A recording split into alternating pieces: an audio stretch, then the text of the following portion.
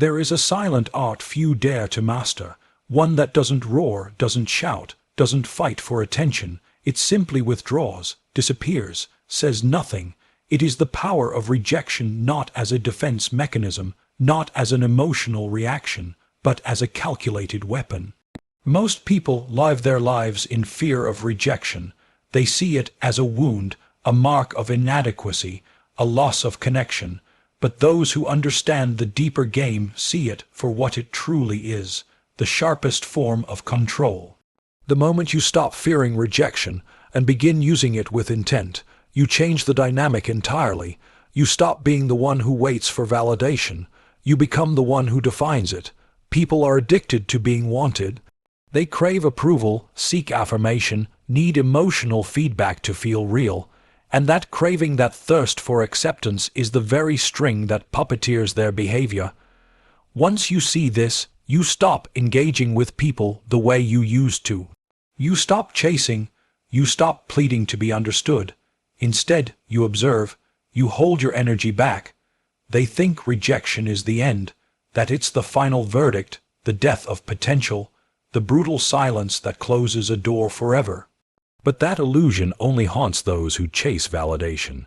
The man who understands power never sees rejection as loss. He sees it as a redirection, a recalibration of control.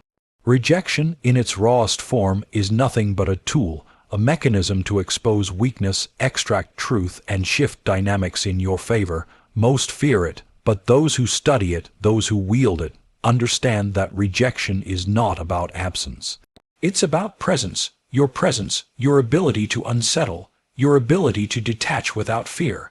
Because in a world obsessed with approval, the one who can walk away without flinching owns the battlefield. Power doesn't scream, it withdraws, and that withdrawal creates a vacuum. Rejection is that vacuum. It's a silence that echoes louder than words, a pause that demands attention. You don't have to yell to control the game. You just have to disappear at the right moment. You just have to make them feel the absence they once took for granted. The most dangerous thing you can do to someone who expects your approval is deny them, not with anger, not with theatrics, but with stillness. With calm, cold indifference, because when you're unaffected, they unravel. The power wasn't in their hands, it was in your refusal to react. The world is addicted to attention, starving for it. So when you become the one who no longer feeds that addiction, you change the rules. Suddenly, they're not playing the game they thought they were. You become unpredictable, and unpredictability is fear in disguise. Rejection, when done strategically, isn't just the absence of affection. It's psychological disruption. It confuses them. It flips the script. Because people are conditioned to think they matter more than they do. And when you deny them your energy, your time, your gaze, they panic. Because you've reminded them of something they've tried so hard to ignore, they are not in control. Rejection is a mirror. It shows people who they really are when the applause stops, when the attention fades. When the warmth is gone, some collapse, some scramble, some beg, but the wise one watches, measures, records, because in that unraveling, in that moment of confusion, their true face is revealed. And once you see it, once you see the entitlement, the insecurity, the fear masked as arrogance, you never forget it. That's when you realize the real rejection was always internal. They rejected accountability. They rejected reality. You simply mirrored it back to them. You want power. Stop chasing. Stop explaining. Stop convincing. Rejection is not just a defense. It's an offense. It's an assertion of sovereignty. Every time you walk away from someone who expected you to stay, you're teaching them a lesson they'll never forget, that their value to you was never a given, that your attention was a privilege, not a right. And when they realize that, it destabilizes them, because you weren't supposed to have that kind of control. You weren't supposed to disappear. You weren't supposed to be the one who says no.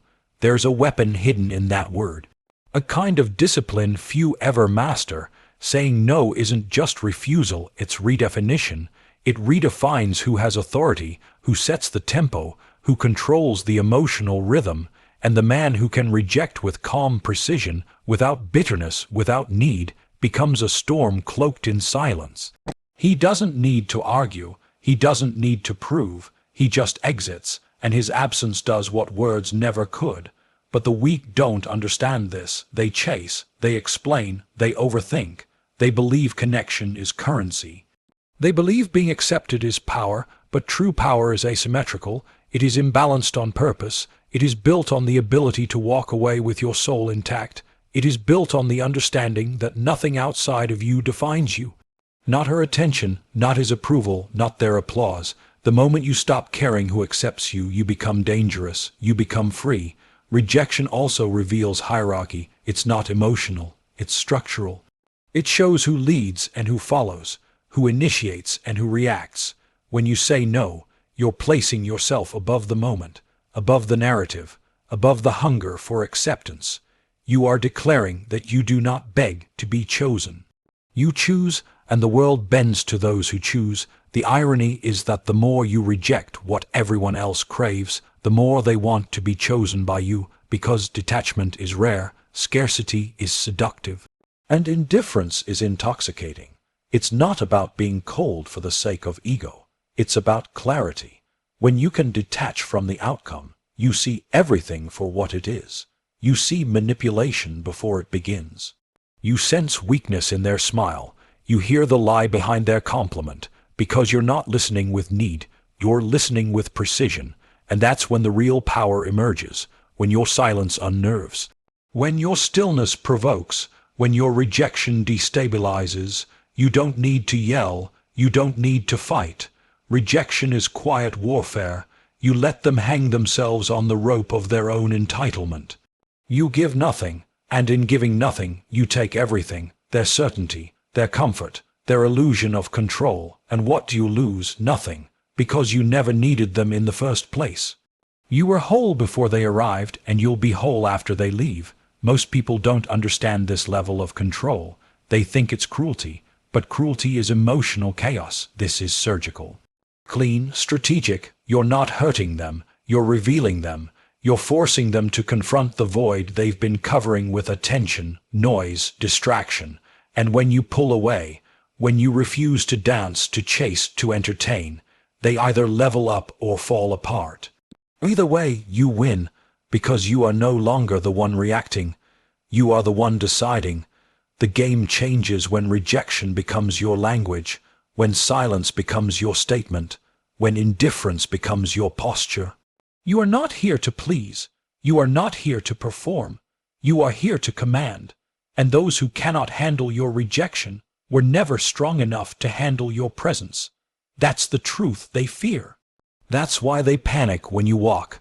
That's why they spiral when you don't return their energy, because they weren't addicted to you. They were addicted to control, and your rejection took it from them. Remember this, you were never meant to be understood by the masses. You were meant to be felt, and the more you master the art of rejection, the more magnetic your energy becomes, because people are drawn to mystery, to calm, to quiet certainty. They are drawn to what they can't control, and you, when you no longer seek to be accepted, become exactly that. So let them wonder, let them obsess, let them feel the cold absence of what they thought they could keep. You don't have to explain, you don't have to reply. Your rejection was the reply, your exit was the explanation, your silence is the revolution. They will call you heartless, they will paint you as cold, cruel, unreachable.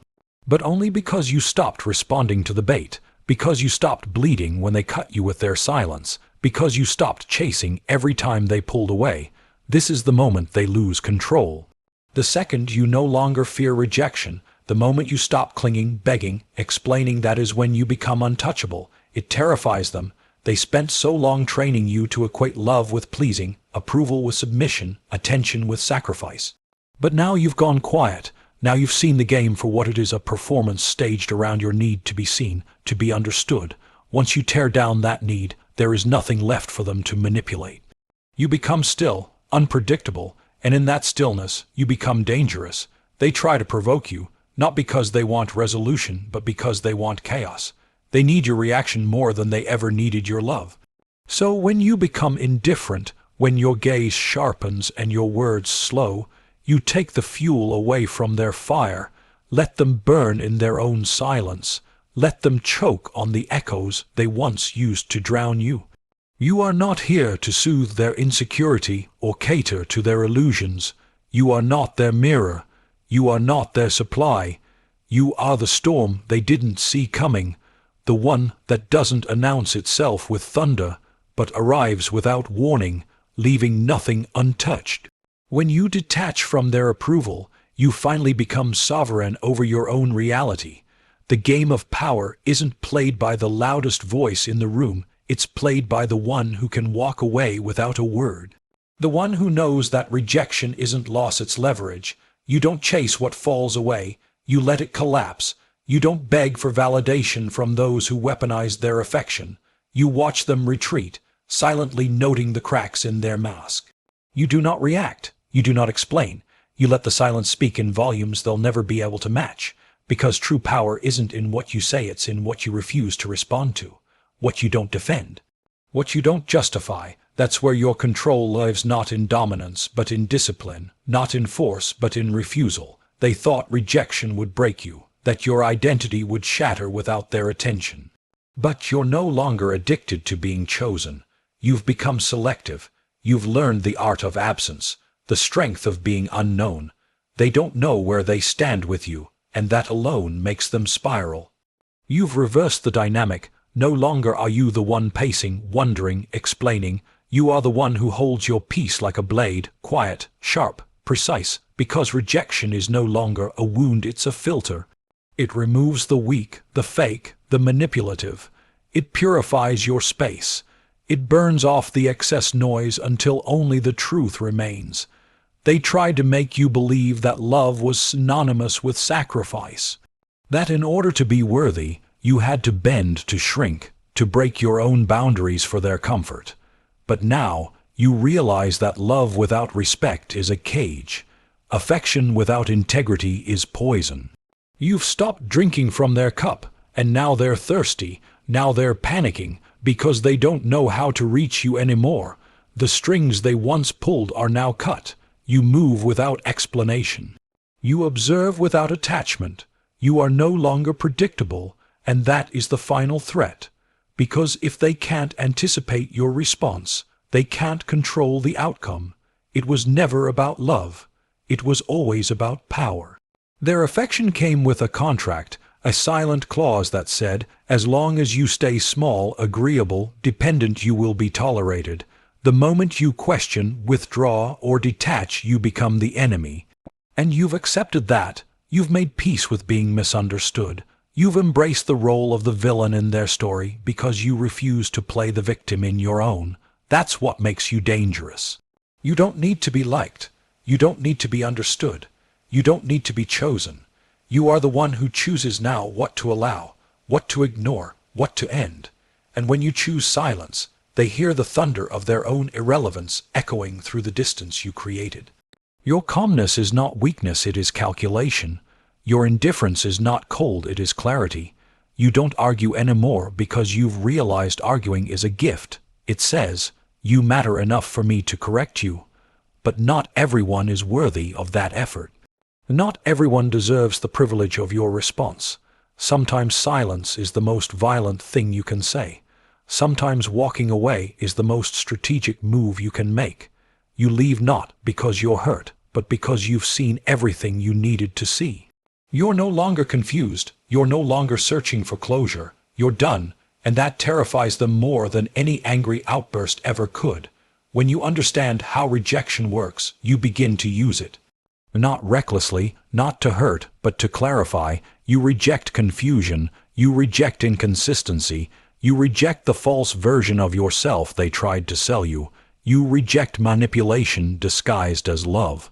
And in doing so, you become free, not emotionally numb but emotionally sovereign. They can no longer push your buttons because you've removed the entire panel. They try the same tactics, but the machine no longer works. You've evolved past the need to prove your worth, and that is the highest form of power, self-certainty. You don't need to convince anyone. You don't need to explain yourself to people who are committed to misunderstanding you. You move with the calm of someone who no longer owes anyone anything. They are confused by your distance. They interpret it as arrogance, but it's neither. It's strategy. You've learned to protect your energy like it's currency. You no longer make emotional investments that don't yield clarity, peace, or strength. You don't respond to chaos, you watch it burn from the other side of the river, and if they think you're cold, let them. You were never here to be warm, you were here to be real, to see through the fog, to break patterns, to dismantle illusions, and that requires silence, that requires space, that requires rejection, not out of malice, but out of precision. You don't reject people because you hate them. You reject what they represent, the manipulation, the instability, the game. You've grown tired of performance. You crave realness, precision, intent. If it doesn't feed your soul, it doesn't get access. If it doesn't bring peace, it doesn't stay. You are no longer afraid of being alone because you've discovered something more terrifying, being surrounded by those who drain your spirit while smiling to your face. You've outgrown the mask, and now every step you take is a declaration of freedom. Every silent refusal is a strike against the illusion they tried to wrap you in.